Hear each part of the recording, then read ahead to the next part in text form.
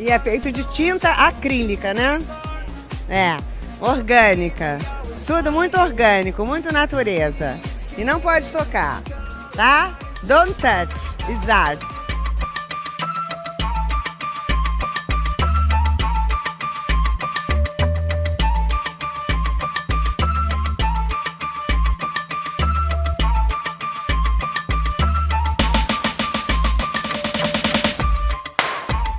E aí, gente perdida? Tá começando mais um Não Pode Tocar. Meu nome é Rodrigo Hipólito e este é o 12º episódio da nossa 4ª temporada. Se você chegou aqui agora, o Não Pode Tocar é um podcast sobre teoria, história, crítica, prática de arte e temas afins. Nós publicamos episódios todos os domingos. No nosso feed, você encontra, além dos episódios de temporada, o Pataquadas, no qual a Alana de Oliveira repercute as principais notícias do mundinho da arte com colunas abertas de Denis Almeida e Camila Saloto, e o Não Pode Chorar, no qual nós contamos algumas desventuras da vida e pensamos em modos criativos de lidar com elas. Nós estamos presentes em todos os tocadores de podcast e nas plataformas comumente usadas para ouvir música, como o Spotify e o Deezer. Nós disponibilizamos os nossos episódios no YouTube e você pode ouvir direto em notamanuscrita.com, que é onde você encontra a postagem original dos programas com a descrição completa. Acesse notamanuscrita.com e aproveite os demais conteúdos que nós publicamos, como contos, crônicas, textos de processo, artigos e outros trabalhos. Se você ficar com preguiça de digitar notamanuscrita.com no seu navegador, basta clicar na imagem de capa, que na maioria dos tocadores você será direcionado para a postagem original. Lá você encontra, além dos links para tudo que nós comentamos no episódio, os nossos perfis pessoais nas redes sociais e os nossos perfis oficiais. Tanto no Twitter quanto no Instagram, você pode seguir a gente em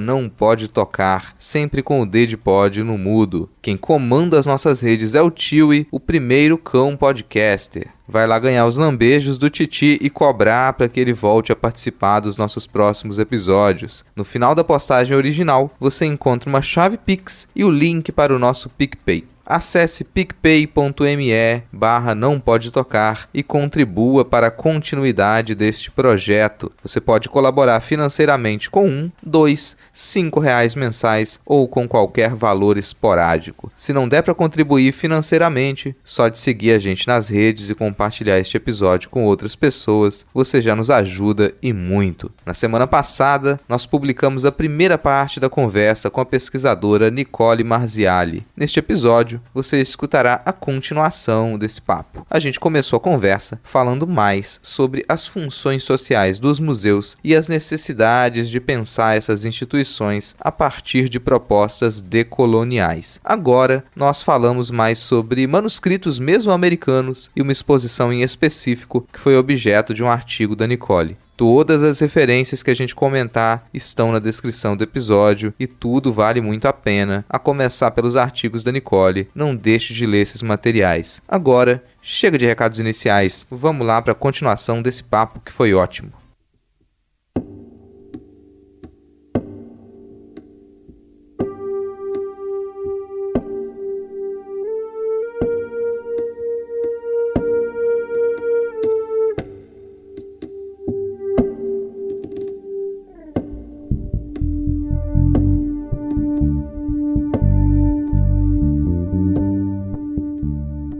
Sim. Então, já que você já puxou a Intlapali.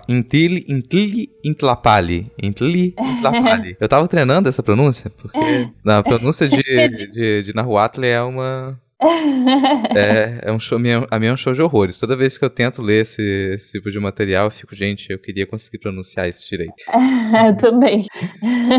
Mas, gente, partindo assim disso, já que você puxou a exposição, a gente vai comentar sobre uma mostra que ela envolve manuscritos mesoamericanos que são um pouco posteriores ao início das invasões, primeiro século das invasões europeias, e isso pode ser até surpreendente para muita gente. E não deixou de ser surpreendente para mim também, quando eu editava esse artigo, porque é uma coisa que a gente normalmente não pensa. A gente liga muito a ideia de códices e de manuscritos sempre ao tipo de manuscrito medieval. Isso é algo bem comum. Falar em manuscritos, falar em códices produzidos aqui, produzidos nas Américas, e conteúdo registrado até anterior às invasões europeias, acredito que é novidade para muita gente. Então, antes da gente até entrar nessa exposição e explicar o que ela foi, acho que vale a gente comentar um pouco sobre o tipo de escrita que a gente encontra ali. Aliás, você falou sobre essa dominação epistêmica. Acho interessante vincular isso à própria ideia de epistemicídio mesmo. Quando Boaventura de Souza Santos ele é uma pessoa que traz essa ideia de epistemicídio, uma das coisas que está vinculado a isso nos comentários dele é como que a ideia de escrita, ela é uma das armas para o epistemicídio. A gente ainda reproduz uma concepção de escrita que ela é muito vinculada ao tipo de registro de pensamento próprio dos europeus ou de algumas formas de escrita muito específicas, que desconsidera escritas que fazem mais uso de imagem ou até escritas que elas não poderiam ser registradas em um alfabeto. Pra gente, olha, a nossa ideia de escrita é tão restrita que às vezes a gente pensa, nossa, como que uma escrita ela não vai poder ser registrada nesse tipo de símbolo que a gente usa como alfabeto, né? Mas isso é possível e isso existe, às vezes, em escritas que a gente já observou sem saber. O sistema semasiográfico, que é o sistema que ele está presente nesses manuscritos mesoamericanos, é um caso, por exemplo, né? Isso quebraria essa dicotomia entre texto e imagem que a gente está muito acostumado a fazer. Texto é uma coisa, imagem é outra, e normalmente a imagem vem para ilustrar o texto, e só o texto tem o poder de ser discursivo e narrativo. Aqui isso já não vai funcionar, né, para pensar esse tipo de manuscrito. Então, só para, assim, antes contextualizar um pouquinho da exposição, e aí entrar na questão dos códices, né? Essa foi uma exposição que o título é Intlili-Intlapal, Imágenes de la Nueva Tierra, Identidade Indígena depois da Conquista, né? Foi uma exposição realizada em 2018 no Museu Amparo, em Puebla, né, no México, e ela foi organizada pela pesquisadora Diana Magaloni Querpel e a artista visual Mariana Castillo de Bal. Então, elas propuseram, né, mostrar nessa exposição cópias históricas e reproduções facsimilares de códices coloniais da Biblioteca Nacional de Antropologia e História do México e o projeto enciclopédico conhecido como Códice Florentino, né, que tem esse nome porque ele atualmente está abrigado na Biblioteca Medicea Laurenciana, em Florença, e também mapas pintura do Arquivo Geral da Nação. Como, né, eu comentei lá no início, por questões de conservação, né, são documentos que são de muito difícil acesso, né, a não ser para pesquisadores, por isso até que elas trabalharam com muitas cópias, né, e facsímiles, e é interessante, né, até que esse códice está localizado, não é nem está no México, né, está na Itália, né, um documento tão importante que conta, né, uma parte tão importante da história, e isso acontece muito, né, com os artefatos, né, até tem essa questão atualmente dos pedidos, né, de devolução, né, de diversos objetos, artefatos. Aliás, quem quiser se ligar um pouco disso aqui no Pataquadas, que é o nosso programa de notícias, a Alana sempre comenta desses processos que estão acontecendo. Alguns países, como a França, por exemplo, já aceleraram algumas dessas devoluções. E que envolve umas discussões como, por exemplo, ter estrutura nos países de origem para poder manter esse material. Algumas das conclusões a que se chegou é que cobrar a estrutura que os países europeus, que eles possuem isso em acervo, cobrarem a estrutura dos países subdesenvolvidos ou em desenvolvimento sem fazer investimento, não vale. não faz muito sentido. Tem que devolver e tem que investir. Esses países têm que investir para poder sanar aquilo que eles causaram. Então, eles têm que conseguir fazer com que esses museus eles tenham estrutura, que seja investimento financeiro, investimento de pessoal, seja formação, para que esses museus eles consigam receber novamente esses acervos. Então, já responde a alguns dos questionamentos que às vezes vem quando esse tipo de pauta ela entra aqui também. A gente já tem algumas respostas, não é um mistério tão grande. Sim, exatamente. Então, elas trabalharam, né, com esses documentos, principalmente. Bom, os códices, né, eles, desde a época pré-hispânica, né, eles já eram realizados como forma de registros de acontecimentos históricos, formas de documentar as particularidades do tempo, né, por meio de livros calendário astronômicos, registros de tributos, tributos, entre várias outras formas de documentar os modos de vida mesmo, né, dessas civilizações. Bom, no caso do Códice Florentino, é interessante, né, você já iniciou, né, a falar dessa questão do sistema semasiográfico, né, e do sistema medieval, e é interessante porque ele une as duas coisas, né, ele foi elaborado, né, só para contextualizar um pouco o porquê disso, né? Ele foi, então, elaborado após, ele é um códice colonial, né? Então ele foi elaborado após a invasão espanhola do Império Azteca, ali, né, na região central do México. Ele foi organizado pelo Frei Bernardino de Sahagún, né, a partir de 1547. Então ele formou uma equipe, né, com vários coautores nativos, né, integrados por anciães, por artistas. Na verdade, os artistas que eu falo são as pessoas que produziam as imagens, né, não tinha esse conceito de artista para eles, mas foram pessoas que presenciaram, né, a invasão. Então, o intuito foi contar a perspectiva indígena, né, da conquista. Isso é muito importante, né, porque muitas vezes a gente acaba tendo acesso apenas ao lado, né, dos invasores, né, dos conquistadores. Mas como ele foi organizado pelo Frei Bernardino de Sahagún, foi adotado um sistema medieval, né, de escrita, no sentido de que ele foi dividido em livros, né, e em capítulos. Então, são 12 livros. Como ele estava organizado, né?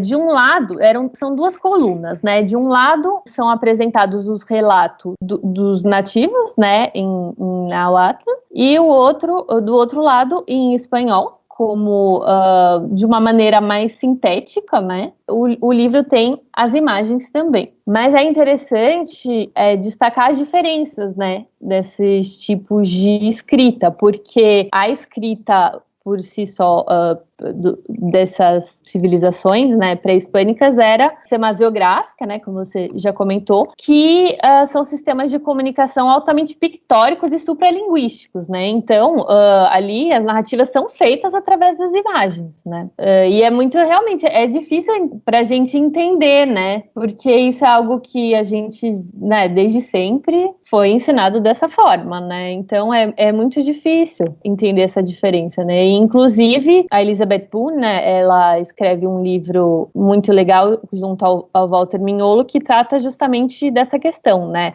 O livro chama Writing Without Words, né, escrevendo sem palavras, e aí mostra, né, dessas formas consideradas alternativas, né, se pensarmos com relação da perspectiva da escrita alfabética, né, que é hegemônica, né, mas que são tão importantes, né, tão interessantes e importantes de serem conhecidas, né. E muitos teóricos, por muito tempo, rebaixaram, né, esse tipo de escrita como se fosse menos evoluída, né, que a escrita alfabética. E justamente nesse trabalho, junto com o Walter Mignolo, ela pretende, né, desmistificar, né, essa noção e mostrar a importância, né, desse tipo de sistema de comunicação. Então, o Códice Florentino, ele está dividido em 12 livros, né? E esses livros contam vários aspectos da vida da sociedade azteca, né? Então, por exemplo, o livro 1 trata das divindades, o 2 trata das cerimônias, né? As festividades e os sacrifícios para os deuses. O livro 11 trata das coisas naturais, né, que eram animais, plantas e minerais. É considerado também como um tratado de pintura, né, porque ali é contado como eram feitas as tintas que iam ser usadas para ilustrar, para colorir essas imagens, né, para produzir essas imagens que são tão importantes, né, para esse tipo de escrita. E é importante, acho que, falar um pouco, né, dessa questão da relação das imagens com as tintas. Nossa, eu adorei essa parte, assim. Tanto na exposição de ter exemplos de como essas tintas eram fabricadas, quanto da própria ideia de uso de cores, como que a estrutura ali dessa escrita, ela se baseia na cor, né? Que tem até a ver com o título da mostra, que ele se relaciona com isso, né? Com o preto, a linha preta e a cor, e o espaço de cor. Não sei como que se pronuncia esse conceito. em Nahuatl lá. Mas eu sei lá, eu vou chutar que é Ishipitla. Ishipitla. Riem à vontade, depois vocês tentam pronunciar, porque não é fácil, gente.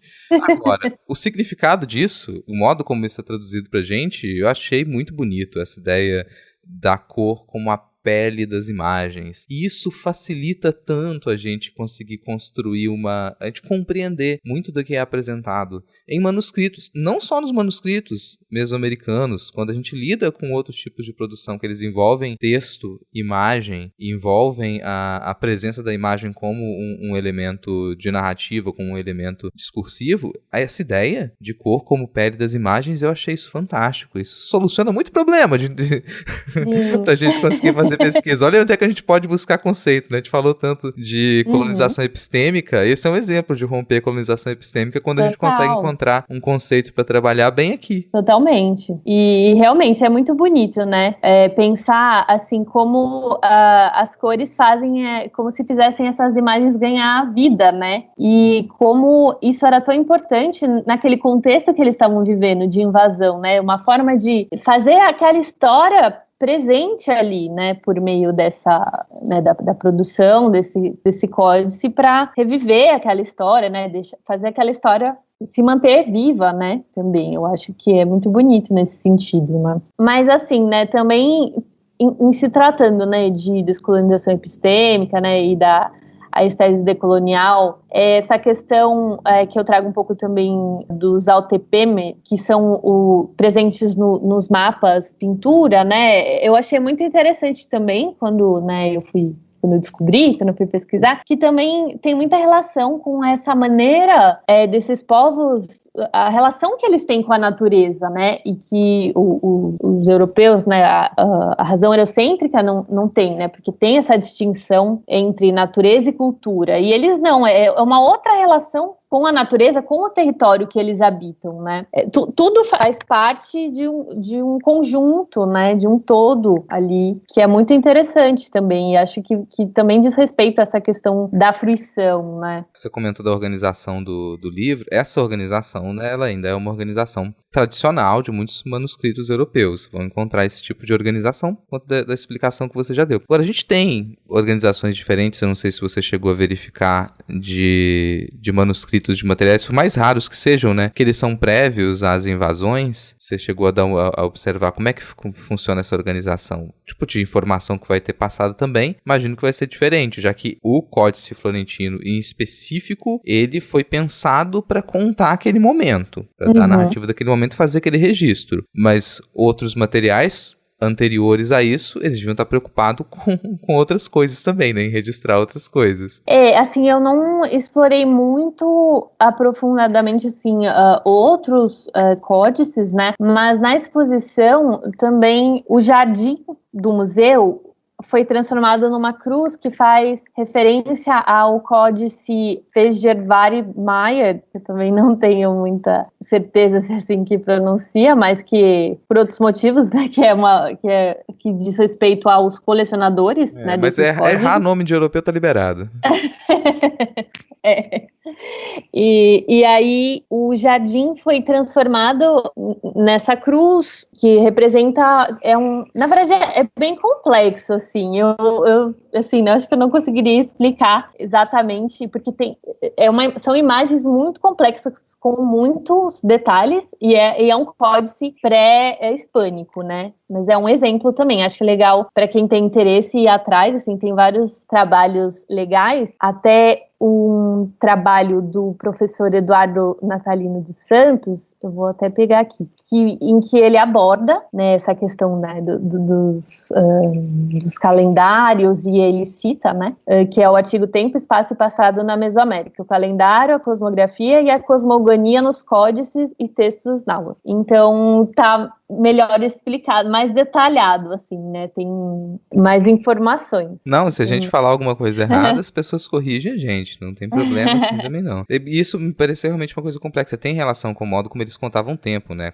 a gente tende a falar calendário, a gente tende a falar que é um calendário, mas só que a contagem do tempo ali ela está muito mais ligada às práticas, às necessidades, ao tipo de deslocamento que eles faziam para comércio, para trocas. Isso é uma das coisas que eu achei muito interessante também. Isso, é. Né? Como é que você vai pensar em guardar o tempo, em medir o tempo, a partir das necessidades de deslocamento que você tem por um espaço específico. Isso é uma coisa muito distante do que a gente está acostumado, né? A gente conta o tempo de uma maneira completamente desligada, completamente abstrata. A gente está parado no mesmo lugar sem fazer nada e está contando como o tempo, marcando o tempo do mesmo jeito. Acho que por isso que é tão complexo pra gente, né? E outra questão interessante desse Códice Fejerbari-Maia, né, que o Miguel León Portilla, né, que foi um historiador que também é uma fonte de pesquisa, assim, muito ampla, né, sobre a cultura, a história asteca, né, e ele tem pesquisas que detalham também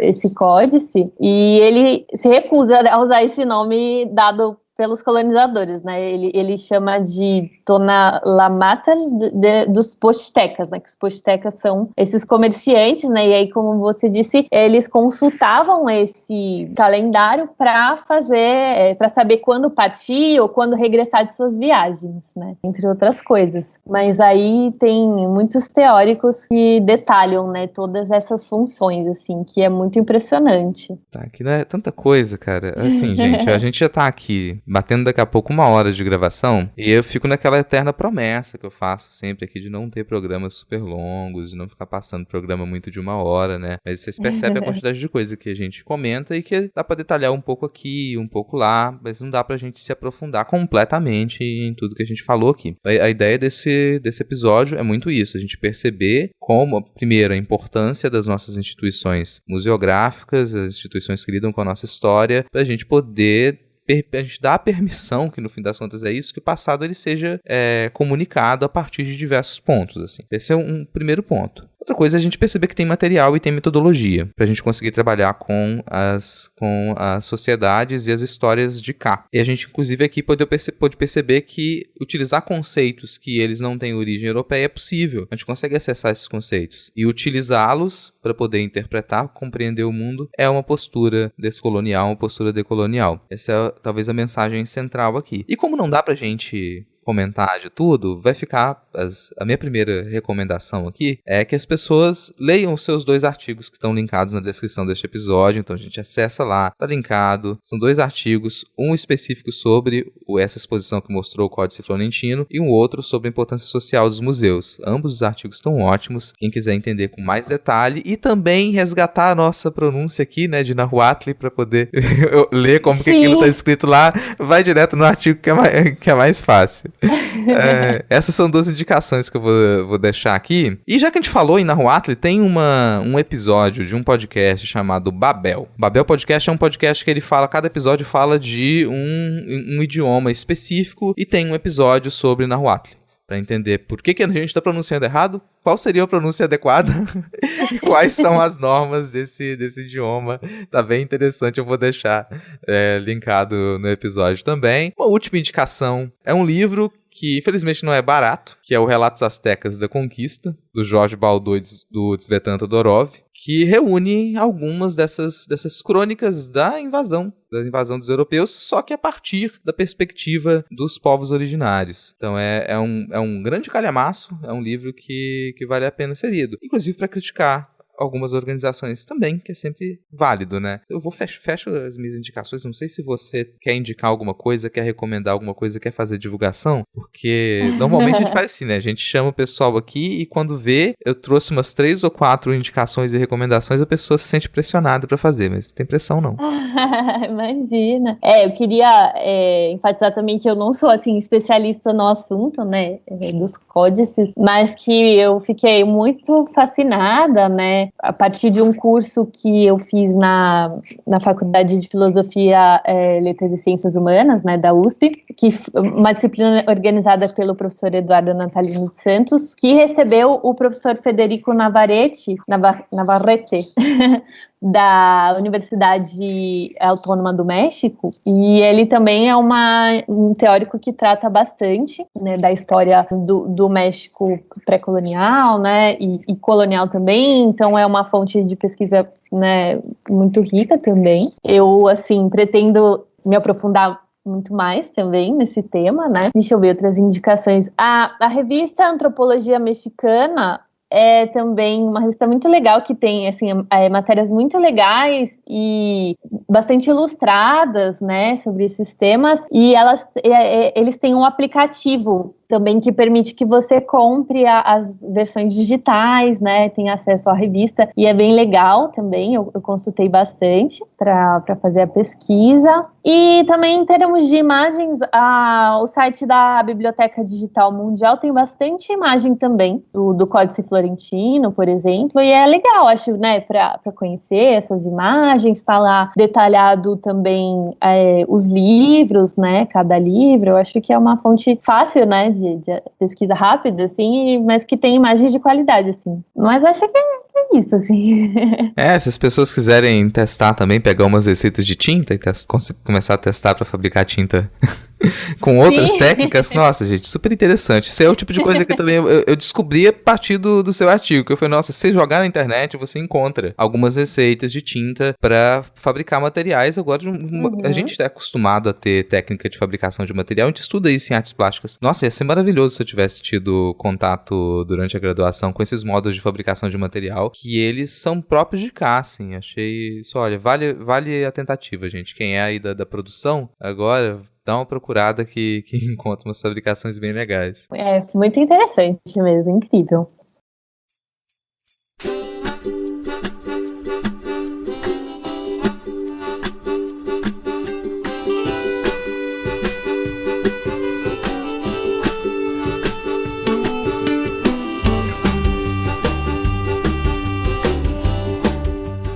Tá aí, encerrando mais um Não Pode Tocar. Gostou? Não gostou? Fala com a gente. Você pode entrar em contato com a gente através do e-mail, que é nãopodetocar@gmail.com, ou das nossas redes sociais, tanto no Twitter quanto no Instagram. Você encontra a gente como @nãopodetocar, sempre com o D de pod no mudo. Como vocês já sabem, quem comanda as nossas redes é o Tio, e o primeiro e único cão podcaster. O Tio tá lá se recuperando do seu último acidente, então vai todo mundo lá seguir o Tio e no Twitter e no Instagram e ganhar uns lambejos. Aproveita e acesse notamanuscrita.com, que é onde a gente posta os nossos episódios e onde você encontra a descrição completa deste programa. Lá em notamanuscrita.com, além de tudo que a gente comentou, tem os links para os nossos perfis pessoais e perfis oficiais. Link de tudo que a gente comentou tá lá, gente. Então vai aproveitar as recomendações lá. No finalzinho da postagem, você encontra o link para o nosso PicPay, onde você pode nos apoiar financeiramente com R$1, R$2, R$5 mensais ou com qualquer valor esporádico. Ajude esse projeto a continuar independente. Falei em perfis, quem quiser fazer contato com você, quem quiser te acompanhar, onde as pessoas te encontram, Nicole? Acho que pode ser por e-mail, é nicolepmarziali@gmail.com, e também no Instagram, Nicole Marziali. Eu tenho um Instagram super low profile, que acho que umas 100 pessoas só seguem, que chama Arte Arquivo, mas que eu posto várias obras com as quais eu me deparo e gosto e coloco lá, assim, juntando um arquivo mesmo de imagem que eu gosto, e para quem quiser seguir também, tá aberto lá. Isso aí, não, pessoal, quem quiser ir lá pegar recomendações e dividir a nossa pronúncia de Nahuatl, vai lá. Vai lá cobrar que a Nicole faça lives para poder pronunciar com as pessoas. Gente, olha, foi ótimo esse episódio, gostei muito. Já faz, desde que eu editei o seu artigo, tava doido pra gravar isso também. E depois de ler também o seu artigo sobre os museus, não podia esperar que fosse diferente. Eu agradeço muito, assim, a sua presença, a sua disponibilidade aqui, a gente ficar 1 hora conversando. E eu espero realmente que você tenha chance aqui de voltar pra conversar mais com a gente sobre esse e outros temas. Eu que agradeço o convite, a você e a Fabiana, que eu conversei também, e adoraria participar novamente também. Foi muito legal. Muito obrigada pela oportunidade. Isso aí, as portas vão estar abertas agora, vai por mim. A gente começa a lidar com o podcast, depois que a gente pega essa mania, é um vício, assim, a gente não larga fácil, não. Mas é isso, ó, temos um episódio, gente, como sempre, se nada der muito, mas muito errado, semana que vem a gente tá de volta, então bora dar um tchau pra ouvinte. Tchau, pessoal, muito obrigada. Valeu, falou.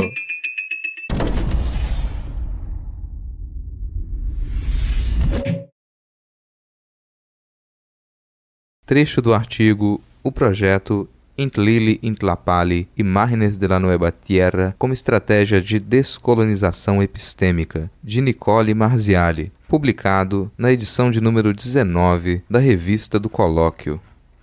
Quando tratamos da necessidade de uma descolonização epistêmica, esta diz necessariamente respeito a compreendermos e aprendermos com a visão de mundo dos povos indígenas, que em diversos aspectos difere da cosmologia ocidental moderna. Grossfogel e Castro Gomes assinalam como a superioridade atribuída ao conhecimento europeu foi um aspecto importante da colonialidade do poder no sistema mundo. Assim, os conhecimentos subalternos foram excluídos, silenciados e ignorados. Os autores acrescentam que, desde o Iluminismo, esse silenciamento foi legitimado por meio da ideia de que os conhecimentos subalternos representavam uma etapa mítica, pré-moderna e pré-científica do conhecimento humano. Entre as mudanças operadas pelo sistema de dominação ocidental, Mignolo destaca a separação entre natureza e cultura, que considera como ficções ocidentais, já que, para as antigas civilizações mesoamericanas e andinas, tal oposição binária não fazia sentido. Em Intlili Intlapali é apresentado, por meio da exibição dos mapas-pinturas, o conceito de Alteptl, que configura um eixo central da vida local dos distintos grupos indígenas do vasto território mesoamericano, tendo desempenhado um papel predominante na organização social e política indígena anterior à conquista. Ao invadir os territórios mesoamericanos, os espanhóis não encontraram cidades ou reinos, mas sim Altepemi, plural de Alteptl, termo nahuatl que os habitantes do altiplano central mexicano usavam para designar macroestruturas de organização territorial e comunitária e por meio do qual realizavam-se as divisões do território. O autor explica que a palavra Alteptl é resultado da conjunção de dois vocábulos náhuas, Atl, que significa água, e Teptl, que significa cerro, montanha, de modo que a tradução literal da palavra seria cerro, água, ou montanha-água.